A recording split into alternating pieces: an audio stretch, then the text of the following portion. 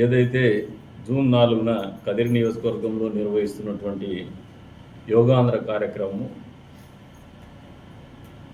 జిల్లా పరిపాలనాధికారుల ఆలోచన మేరకు ఈ ప్రాంత ప్రాశస్త్యాన్ని తెలియజేయాలనే వాళ్ళ ఆలోచన మేరకు కదిరి నియోజకవర్గంలో రేపటి రోజున 7 నుంచి 8 గంటలకు తిరువీధుల్లో నిర్వహించడం జరుగుతోంది. ఇదొక స్థల మార్పిడి ఏదైతే ఉందో ప్రదేశం, మనం డిగ్రీ కాలేజ్ అనుకున్నాం గతంలో, దాన్ని కదిరి నరసింహస్వామి తిరువీధుల్లో ఏర్పాటు చేయడం జరుగుతుంది అనేది అందరికీ కూడా తెలియజేస్తున్నాం. అందరూ కూడా ఈ వెన్యూ చేంజ్ అనేది గుర్తించి రేపు జరిగేటువంటి కార్యక్రమంలో భాగస్వాములు కావాలని చెప్పేసి మరొకసారి పిలుపునిస్తున్నాం. అంతేకాకుండా నిన్నటి రోజున ఒక పత్రికా సమావేశం నేను నిర్వహించాను.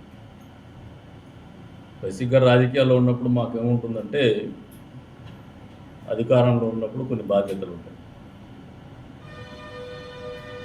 బాధ్యతగా వ్యవహరించాల్సినటువంటి పరిస్థితులు కూడా అధికార పార్టీలో ఉన్నటువంటి మా మీదే ఉంటుంది.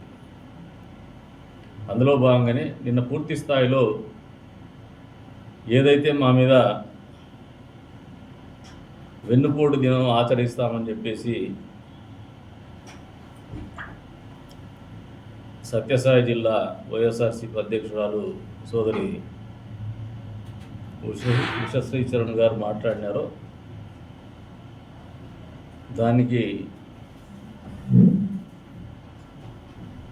సమాధానం ఇస్తూ నిన్నటి పత్రికా సమావేశం జరిగింది.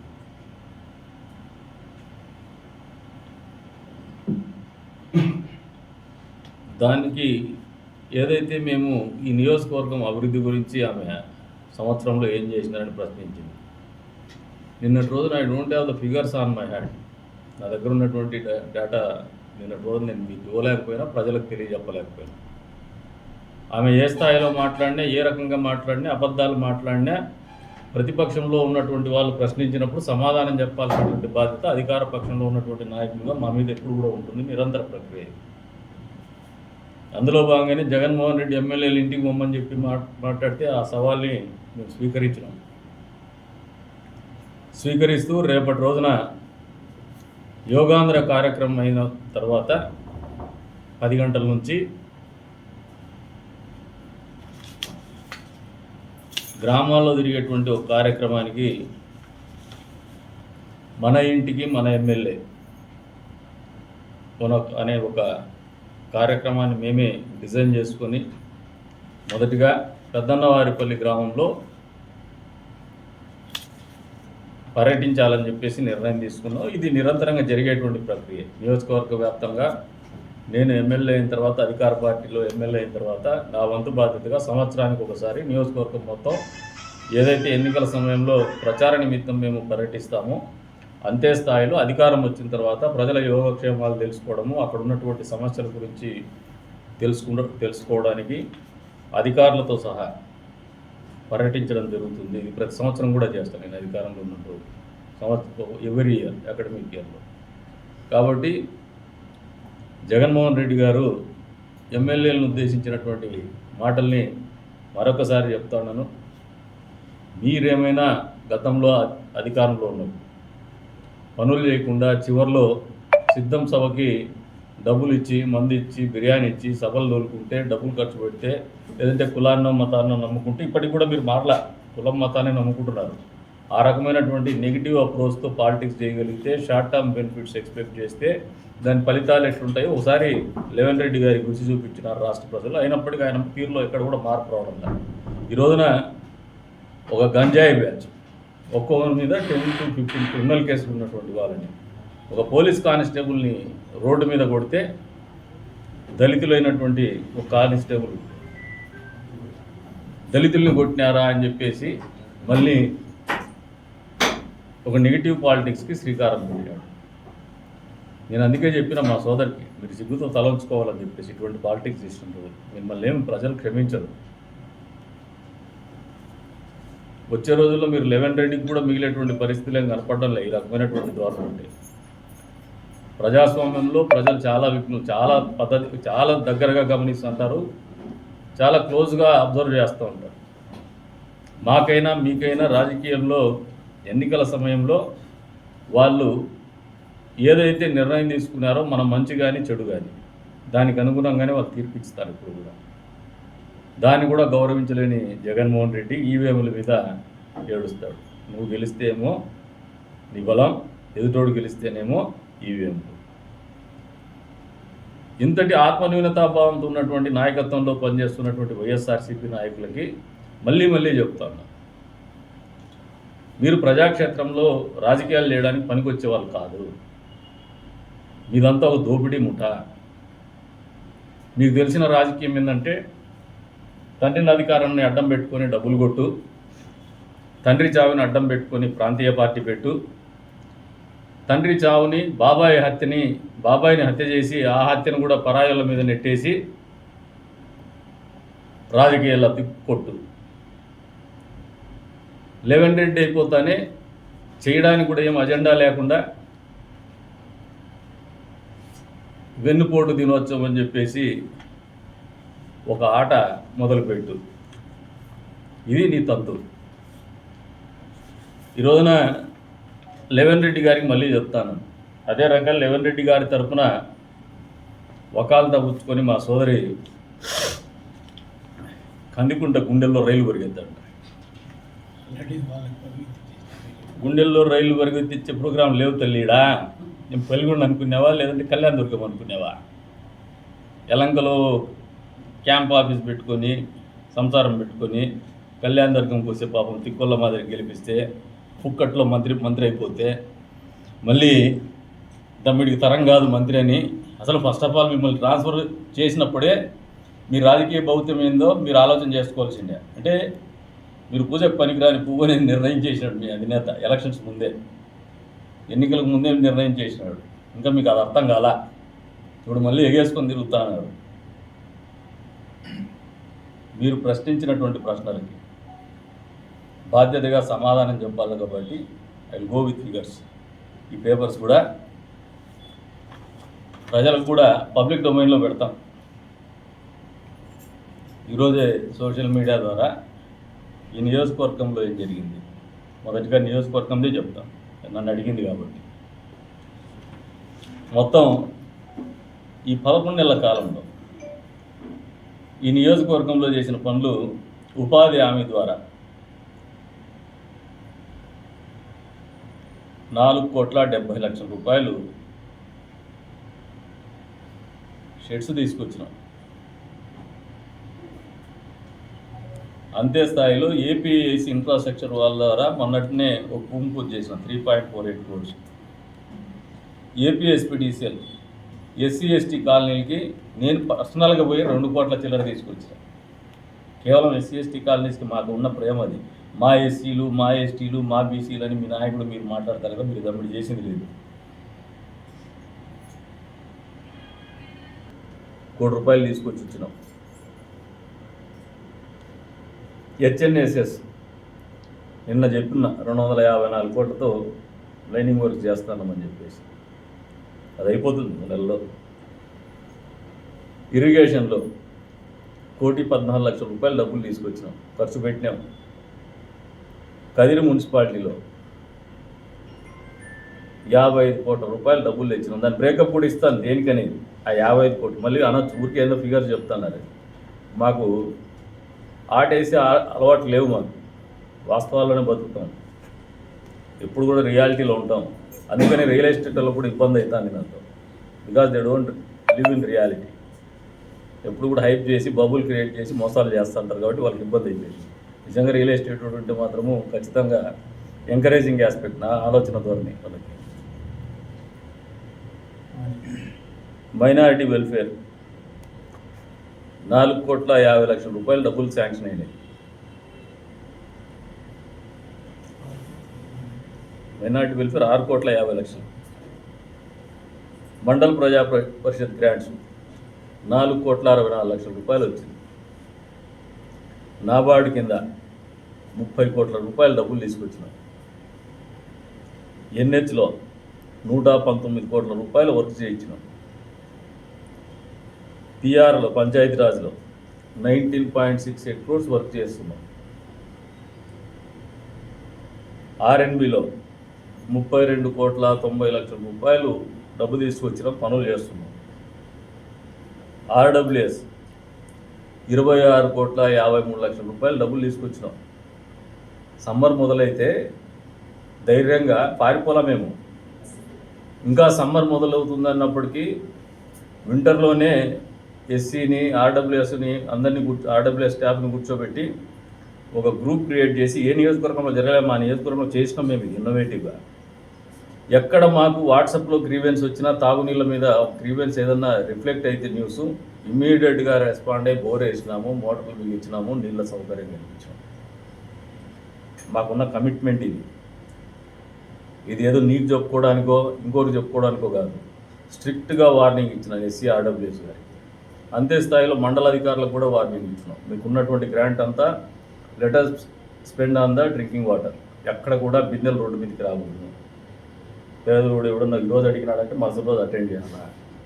దీన్ని వార్ ఫుడ్ బేసిస్ మీద అడ్రస్ చేసినందుకే సమ్మర్లో నీటి ఎద్దడి లేకుండా కాపాడుకోగలిగినాం గ్రామీణ ప్రాంతంలో. ఇది ఎప్పుడు జరగలే ఈ నియోజకవర్గం. ఎందుకంటే గతంలో నేను ఎమ్మెల్యే చేసినాను.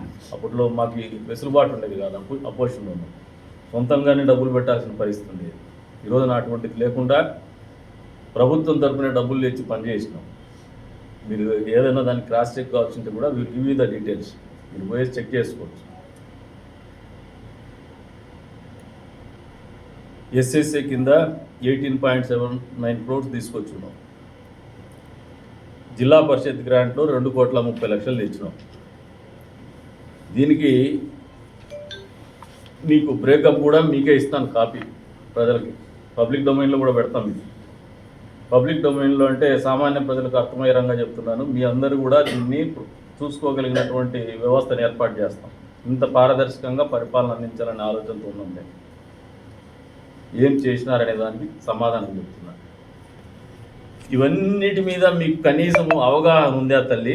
నీకు కానీ మీరు టికెట్లు ఇచ్చి పోటీ చేసినటువంటి వాళ్ళకి కానీ ఫస్ట్ ఆఫ్ ఆల్ మీరు వెన్నుపోటు తినమని చెప్పేసి మాట్లాడుతున్నారు. మీ ఎంపీ అభ్యర్థి ఎక్కడమ్మా?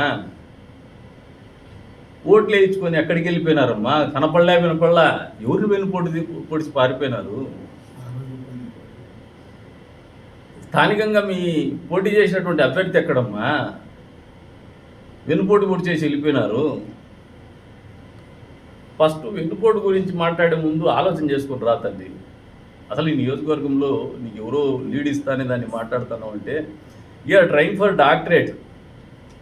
బహుశా అబద్ధం చెప్పడంలో మీకు డాక్టరేట్ వస్తుంది. రేపు పొద్దున బ్లఫ్ చేయడంలోనూ, డిసీవ్ చేయడంలోనూ, బెటరే చేయడంలోనూ మీకు డాక్టరేట్ వస్తుందేమో మీకు. బహుశా యూ ఎంజాయ్ ఇట్ థరోలీ.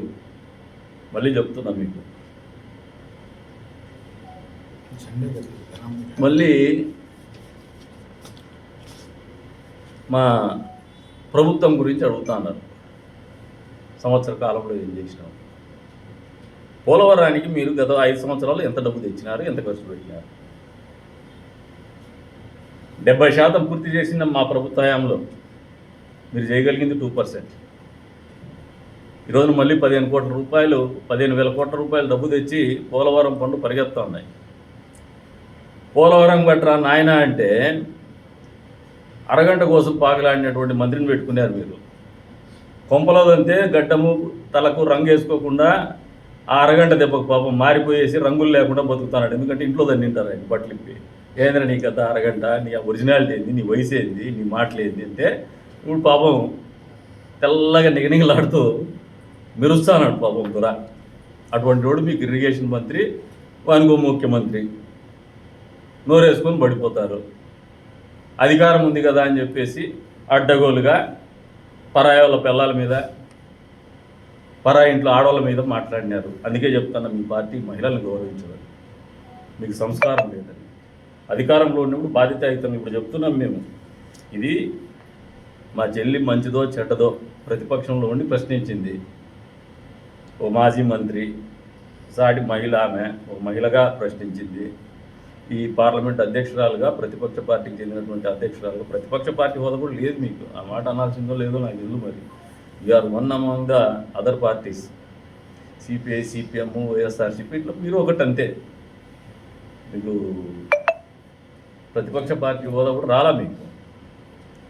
మీరు అయినా కూడా బాధ్యతగా ప్రజలకు జవాబుదారీ ఉండాలి. కాబట్టి ఎవరన్నా అడిగినప్పుడు చెప్పలేకపోయినారంటే సేవ లేకపోయినారనే ధోరణికి వస్తారు. కాబట్టి మీకు తెలియజెప్తాను. రెండోది, బాధ్యత కూడా ప్రజలను ఎప్పుడప్పుడు అవేర్నెస్ చేసి వాళ్ళను కూడా మేము కాన్ఫిడెన్స్లో తీసుకొని పరిపాలించడం అనేది ఎప్పుడు కూడా అద్భుతమైన ఫలితాలు ఇస్తుందని బలంగా నేను నమ్ముతాను వ్యక్తిగతంగా. అందుకే ఎప్పటికప్పుడు ప్రజలతో మాట్లాడుతూనే ఉంటాం. నిరంతరం మీ ద్వారా ప్రజలకు ఎప్పుడు తెలియజెప్తూనే ఉంటాం. 3 రాజధానులు అన్నావు. మొదటగా ఎలక్షన్స్ ముందు మీ నాయకుడి ఇంటెగ్రిటీ గురించి చెప్తాను. ఎప్పుడు కూడా చెప్తా అంటాడు కదా, విశ్వసనీయత అని. మాట తప్పను, మడమ దిప్పును అని చెప్పేసి. తాడేపల్లి ఇల్లు కట్టుకునే చంద్రబాబు కట్టుకోలే, అమరావతి రాజధాని అని మాట్లాడినాడా లేదా జగన్మోహన్ రెడ్డి? గుండెల మీద చేసుకొని ప్రజలకు సమాధానం చెప్పండి. మీరు నిలబడినారా మీరు మాట మీద? మొదటి సంవత్సరంలోనే ప్రజల పెడదోర పట్టిస్తూ ప్రజలకు ఇచ్చినటువంటి మాటని అటకెక్కిచ్చేసి మోసం చేస్తూ అబద్ధాలు మాట్లాడుతూ అబద్ధాలు రెడ్డి 3 రాజధానులు ఎందుకు ఉండకపోవచ్చు, అమరావతి శాసన రాజధాని, Vizag executive capital, Kurnool judiciary capital అని 3 రాజధానులు అని చెప్పేసి అసలు ముండమోయిచ్చేసి అసలు రాజధాని లేని రాష్ట్రంగా పెట్టేసినాడు. ఇది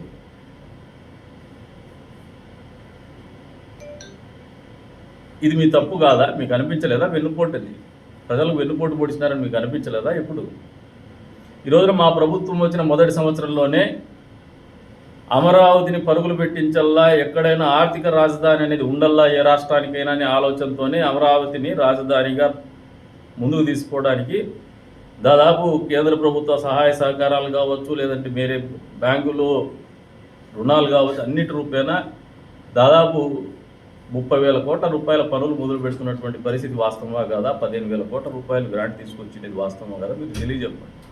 అది గ్రాంట్ కావచ్చు, లేదంటే లోనే కావచ్చు.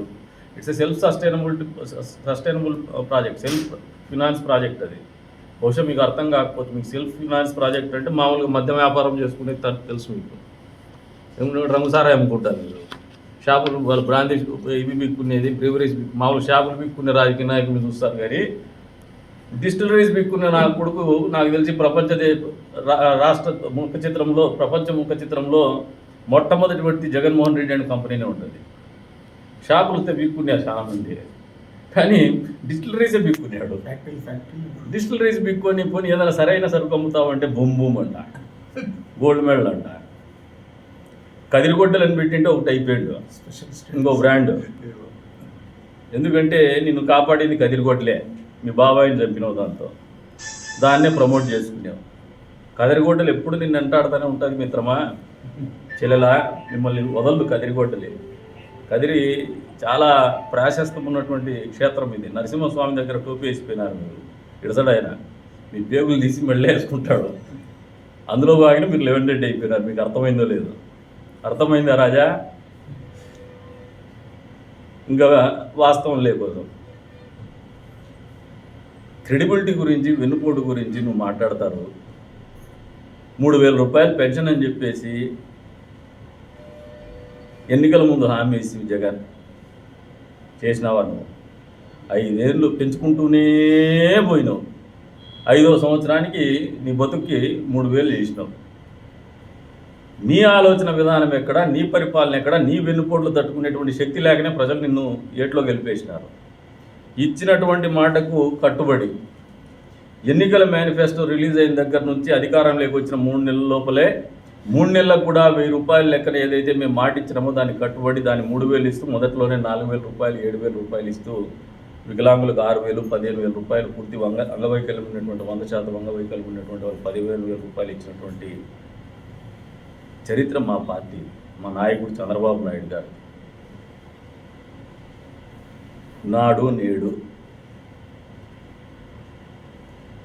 నాడేమో నువ్వు బ్రాందీ షాపుల దగ్గర 5 వారాలని క్యూలు మెయింటైన్ చేసి మేము ఈరోజు ఇవాళ క్యూల్లో బ్రాందీ షాపులు పెట్టలే సార్. బాత్రూములు గడిగిస్తే, టాయిలెట్లు గడిగిస్తే, కమోడ్లు గడిగిస్తే, లాస్ట్కి పిల్లలు ఉచ్చబోసే కమోడ్లు కూడా ఫోటో పెట్టిస్తే వాళ్ళతో. మేము ఆ పనులు చేయలేదు సార్. పిల్లలు బాగా పెట్టుకుంటున్నాము, ఐవర్లను కూడా బాగా పెట్టుకుంటున్నాము. పోలీసు వాళ్ళ డబ్బు కొట్టేసి కదా నువ్వు, నెత్తినోరు కొట్టుకుంటున్నారు వాళ్ళు. ఒక సంవత్సరంలో నువ్వు చేసినటువంటి విధ్వంసం నుంచి బయటికి ఈ మాత్రం తేరుకొని నిలబెట్టుకోవడం అనేది ఒక చరిత్ర. మామూలు విధ్వంసం చేయలే జగన్మోహన్ రెడ్డి 5 సంవత్సరాల పరిపాలనలో. మొత్తం వ్యవస్థల్ని కుప్పకూర్చినాడు. అసలు వీళ్ళు నాయన గారు సొమ్ము అన్నట్టు మామూలుగా ఎవరన్నా ఒక ప్రైవేట్ పర్సన్ ఇంట్లో ఉండే డబ్బుల్ని తన ఇష్టానికి అడ్జస్ట్మెంట్లకు వాడినట్టు రాష్ట్ర ఖజానాని, రాష్ట్రంలో వచ్చే ఫండ్స్ని, కేంద్ర ప్రభుత్వ నిధులను కూడా వాడేసినాడు. అసలు షాక్ అవుతారు ఎవరైనా చెప్తే. అసలు తెలియని అప్పులు ఎన్ని పుడతాయని చెప్పినట్టు అసెంబ్లీలో నీ ఆర్థిక విధ్వంసం మీద ఒక పవర్ పాయింట్ ప్రజెంటేషన్ ఇస్తూ కూడా still we are not aware of the fact.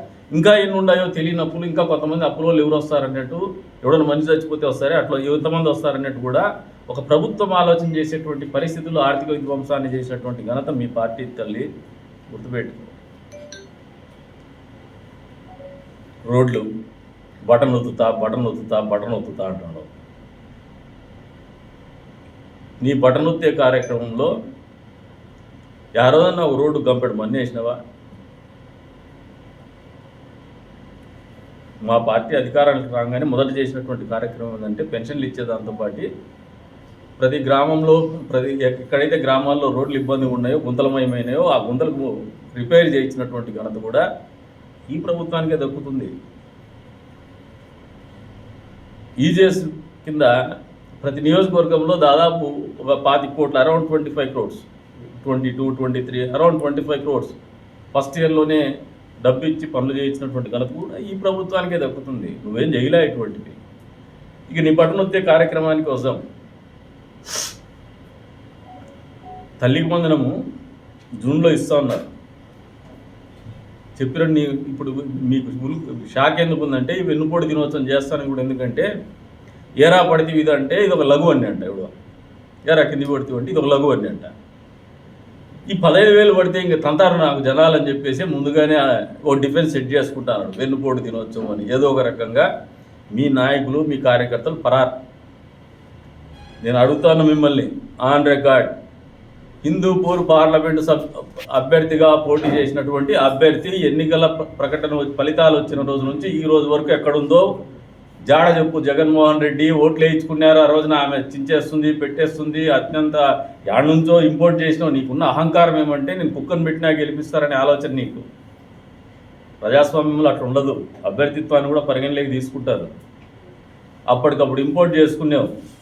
ఓ మతాన్నో ఒక కులాన్నో అడ్డం పెట్టుకొని డబ్బులు పంచితే చాలని చెప్పేసి డబ్బులతోనే మీటింగ్ పెడితే అయిపోతుంది అనుకొని ఎప్పటికప్పుడు మ్యానిపులేషన్ తప్పితే జెన్యూన్ ఆర్గానిక్గా పాలిటిక్స్ చేసే పరిస్థితి నీకు ఎప్పుడు కూడా లేదు. ఎందుకంటే ఈ మాట ఆర్గానిక్గా పాలిటిక్స్ అని చెప్పి ఎందుకంటున్నారంటే సిద్ధం సభకు మంది ఇచ్చి, డబ్బులు ఇచ్చి, బిర్యానీలు ఇచ్చేసి, ఆడాడ భోజనాలు పెట్టి ఇచ్చేసి, ప్రతి ఒక్కరికి డబ్బులు ఇచ్చేసి ఎక్కించుకున్నాం. ఎన్నో లక్షల్లో పబ్లిక్ని చూపేసినాం. గ్రీన్ మ్యాట్ వేసి గ్రాఫిక్స్లో చూపించినాం. ప్రజల్ని మభ్యపెట్టే ప్రయత్నం చేసినాం. మళ్ళీ క్యాండిడేట్లని అట్లే డబ్బు ఉండే వాళ్ళని ఎక్కడి నుంచో ఒకటి తెస్తావు. సోషల్ ఇంజనీరింగ్ అంటావు. ఎలక్షన్లో మాత్రమే నీకు సోషల్ ఇంజనీరింగ్ పనికి వస్తుందా? ఏ కార్పొరేషన్కు నువ్వు డబ్బులు ఇచ్చినావు, నిధులు ఇచ్చినావు, చైరు టేబుల్ కూడా ఇవ్వలేకపోయినావు. పక్కన ధర్మారంలో మా వాళ్ళే ఉన్నారు. తొగటి వీర క్షత్రియ కార్పొరేషన్ మా సోదరి చైర్మన్ చేసినావు. ఆమె ఆ రోజు ఆఫీస్కే పోలే. అసలు వాళ్ళు విధులేందో నిధులేందో వాళ్ళకి తెలియలా. అయిపోయింది 5 ఏళ్ళు.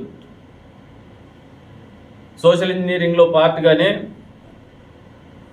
ఆ అభ్యర్థిని వాల్మీకి కులానికి చెందినటువంటి ఆమె అని చెప్పేసి ఇక్కడ ఎవ్వరు వాల్మీకి దొరకలేదని చెప్పేసి ఎక్కడి నుంచో ఇంపోర్ట్ చేసినావు. ఎందుకంటే మామూలుగా అయితే నువ్వు చేసినావు. ఎందుకంటే అంతకుముందు కురుబు కులానికి చెందినటువంటి అభ్యర్థి ఇచ్చినావు. కానీ ఆయన బట్టలు ఇప్పి బ్యాటింగ్ చేసేసా. నీతో చేసా, ప్రజలతో చేసా, రాష్ట్రంతో చేసా, ప్రపంచంతోనే చేసేసా. నాకు తెలిసి అత్యధిక వీక్షణాలు వచ్చినటువంటి వీడియో అతనిదే ఉంటుంది నాకు తెలిసి ప్రపంచ చరిత్రలో ఒక సిట్టింగ్ ఎంపీకి. ఆ ఆప్షన్ లేదు కాబట్టి నువ్వు మళ్ళీ ఇంకొత్తని పెట్టుకునేవు కదిర్లో.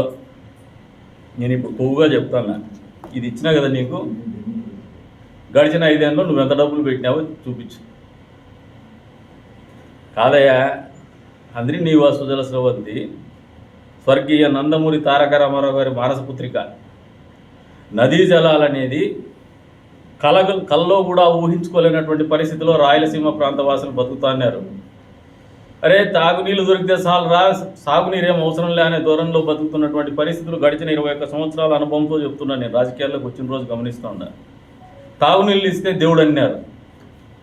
ఎక్కడికైనా గ్రామాలకు పోతే వాళ్ళకి నీటి ఇబ్బందికి చేతులు కట్టుకొని ఊరంతా మాకు బోర్ అయిపోయి స్వామి అన్నారు. ఎప్పుడు కొట్లే మనల్ని, రాజకీయాల్లో స్వాతంత్రం వచ్చి నేను లేదని ఎప్పుడు కొట్టలేవాళ్ళు. అంటే అంత నీటి కోసం దుర్భరమైనటువంటి పరిస్థితుల్లో జీవనం గడుపుతున్నటువంటి రాయలసీమ ప్రాంత వాసుల సాగునీరు కూడా అందించాలనే ఒక సత్సంకల్పంతో రూపకల్పన చేసినటువంటి ప్రాజెక్టు హంద్రి నీవాసు సుజల స్రవంతి.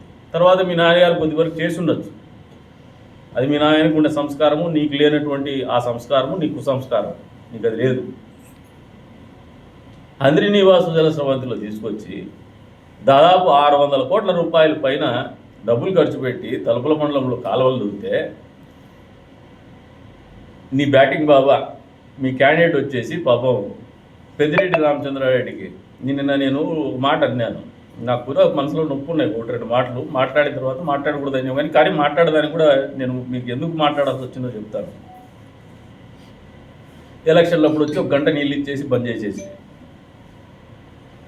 నీ క్యాండిడేట్లు ఎట్లుందంటే మా ఊర్లో రాజకీయం, ఆమె చెల్లెలకి చెప్తాను, నేను వేరంగా చెడ్డగా అనుకోద్దు తల్లి, నిన్న మీ హిజ్రా బ్యాచ్ అని చెప్పినాను.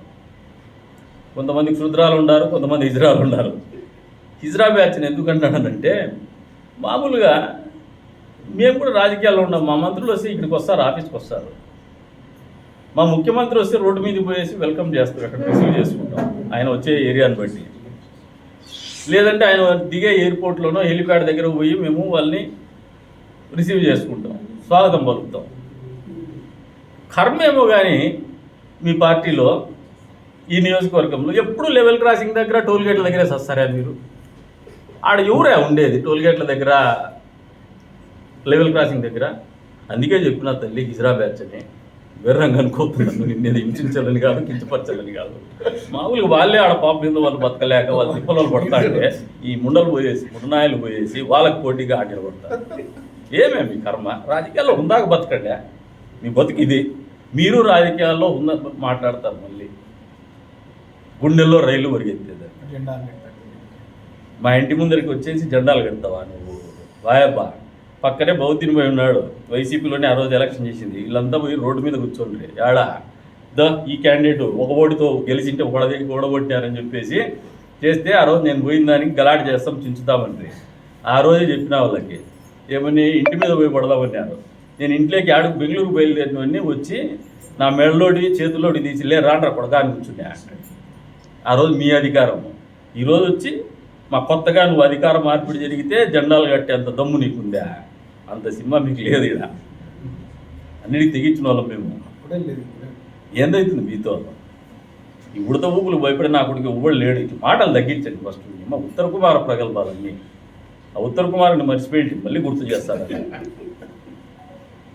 ఈ మాటలు ఇడిచిపెట్టేసి మేము తప్పు చేసినామని చెంపలేసుకొని ఒక 10 గుంజీలు తీసి మళ్ళీ మేము ఈసారి గతంలో చేసిన తప్పులు రంగు సారాయి అమ్మము, మద్యపాన నిషేధం పేరు మీద మద్యం వ్యాపారం చేయము, ప్రభుత్వ భూముల్ని కబ్జా చేయము, ఆర్థిక వ్యవస్థని విధ్వంసం చేయము, రాజధానిని అమరావతినే పెడతాము, పోలవరం అనేది మనందరికీ కూడా జీవనాడి, దాన్ని పూర్తి చేస్తాము, ఒక నయా పైసా కూడా దోపిడీ చేయము, రివర్స్ టెండర్ మీద డబ్బులు కొట్టేయము అని ప్రజలకు మాటిచ్చి బటన్ తుడుకు మాత్రమే కాదు, రోడ్లు బాగా చూసుకుంటా, బాత్రూములు బాగా చూసుకుంటా, ఐవార్లను బాగా చూసుకుంటా, పోలీసు వాళ్ళని బాగా చూసుకుంటా, మీ లెక్కలు ముట్టుకోను, మీకు ఇచ్చినటువంటి మాటలకు కట్టుబడి ఉంటాను, ఎన్నికల్లో కూడా ప్రజాస్వామ్యబద్ధంగా ఎన్నికలు నిర్వహిస్తాను, దౌర్జన్యం చేసేసి నామినేషన్ లేకుండా డిస్క్వాలిఫై చేసి కొంతమంది క్యాండిడేట్లని వాళ్ళ సర్టిఫికేట్ లాగేసో అధికారాన్ని అడ్డం పెట్టుకుని డిస్క్వాలిఫై చేయించుకోకుండా భవిష్యత్తులో మళ్ళీ అవకాశం వస్తాయని చెప్పేసి అడుక్కో. నిన్ను నమ్మే పరిస్థితులు అయితే లేరు ప్రజలు. అడుక్కో, చెప్పుకోండి. అంతేగాని వెన్నుపోటు దినోత్సవం ఎవరి కోసం పాటిస్తాను తల్లి? మేము ఇన్ని చేసినాం. రేపు పొద్దున ఫ్లెక్సీలు కూడా ఏర్పాటు చేస్తాం. ఇవన్నీ మేము చేసినటువంటి ఇప్పుడు పబ్లిక్ డొమైన్లో పెట్టాను. మా పార్టీ చేసినటువంటి, మా ప్రభుత్వం, కూటమి ప్రభుత్వం చేసినటువంటి పనులు కూడా మీకు వచ్చే రోజుల్లో పబ్లిక్ డొమైన్లో అవైలబిలిటీ ఆల్రెడీ ఉన్నాయి. అది కాక మేము కూడా క్యాంపెయిన్ మోడ్లోకి పోతున్నాం. రేపే మొదలు పెడతానా మీ జగన్మోహన్ రెడ్డి గారి సవాల్ను స్వీకరిస్తూ రేపే ప్రతి ఊర్లో కూడా మేము చేసినటువంటి ప్రతి కార్యక్రమం తెలియజెప్తాం. ఇంకా చేయాల్సినటువంటి కార్యక్రమాలు ఉన్నా, ప్రజల నుంచి వినతులు వచ్చినా మా శక్తి మేరకు మేము వాళ్ళ కోసమే పనిచేస్తాం. ప్రజా సంక్షేమం కోసము, ఈ ప్రాంత అభివృద్ధి కోసము, ఈ రాష్ట్ర అభివృద్ధి కోసం మా ప్రభుత్వం పనిచేస్తుంది. ఈ ప్రాంత అభివృద్ధి కోసమే ఎమ్మెల్యేగా నేను కూడా పనిచేస్తాను అని చెప్పేసి మీకు తెలియజెప్తాను. ఫస్ట్ ఆఫ్ ఆల్ అవినీతిలో పూర్తి స్థాయిలో కూరుకుపోయినటువంటి ఉషశ్రీ చరణ్, నువ్వు ఫస్ట్ నేను ఇంక భవిష్యత్తులో అవినీతి చేయనని చెప్పేసి ఎక్కడి నుంచో నువ్వు వలస వస్తే నీకు అవకాశం ఇచ్చినటువంటి రాష్ట్ర ప్రజలకి రాష్ట్ర మంత్రిగా చేసినావు కాబట్టి క్షమాపణ చెప్పి మరి రాజకీయాల్లో కొనసాగు. కానీ చెత్తని పోగేసుకొని చెప్తూనే ఇజ్రా బ్యాచ్, ఈ బ్యాచ్ని పోగేసుకుని నువ్వు ఇక్కడ వచ్చేసి మాట్లాడితే చూస్తే అయితే ఊరుకుండరు. కాబట్టి ప్రజలకు కూడా చెప్తాను, దీస్ ఆర్ ద ఫ్యాక్ట్స్.